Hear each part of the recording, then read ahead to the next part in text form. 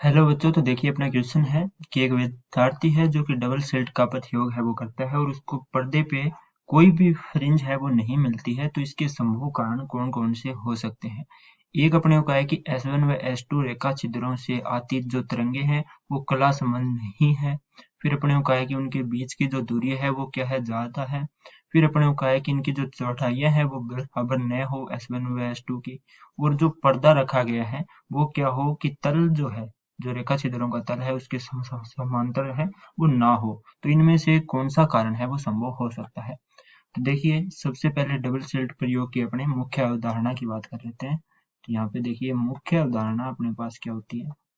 तो मुख्य अवधारणा कि डबल स्लिट प्रयोग है वो कला संबंध स्रोतों से होता है। पहले तो अपने पास ये होता है क्योंकि डबल स्लिट प्रयोग है तो वो क्या है अपने पास व्यतिकरण। और व्यतिकरण का नियम क्या कहता है कि व्यतिकरण कला संबंध स्रोतों से होता है। ठीक है, व्यतिकरण जो है वो कला संबंध स्रोतों से होता है, संबंध स्रोतों से होता है। ठीक है, और कला संबंध स्रोत से होता है तो जो कला संबंध स्रोत होते हैं उनमें क्या होती है कि जो कला है वह वो क्या होनी चाहिए, सम्यक साथ अपरिवर्तित होनी चाहिए, यानी कला नियत होनी चाहिए, कला नियत होनी चाहिए। ओके, ये हो गई इसकी मुख्य अवधारणा। अब इस मुख्य अवधारणा से यहाँ पे अपने कारण की बात करते हैं। और एक चीज और अपने जानते हैं कि देखिए जो व्यतिकरण है इसका अपने डायग्राम की बात करें तो वो अपने पास किस प्रकार से होता है, किस प्रकार अपने पास सिल्ट है। ठीक है, इन सिल्टों से अपने देखें तो देखिए यहाँ पे पर्दा इस प्रकार से यदि रखा गया हो तो अपने पास इस प्रकार से फ्रिंजें हैं वो अतिव्यापन के कारण बनती है, तरंगों के अतिव्यापन के कारण।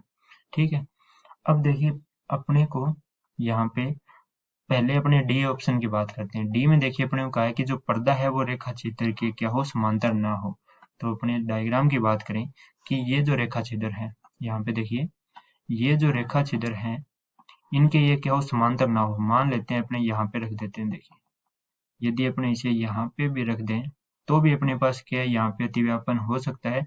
तो संभव है कि बन जाए, लेकिन ये फिक्स कारण नहीं हो सकता कि इनके कारण क्या है, फ्रिंजें हैं वो इसको नहीं मिले।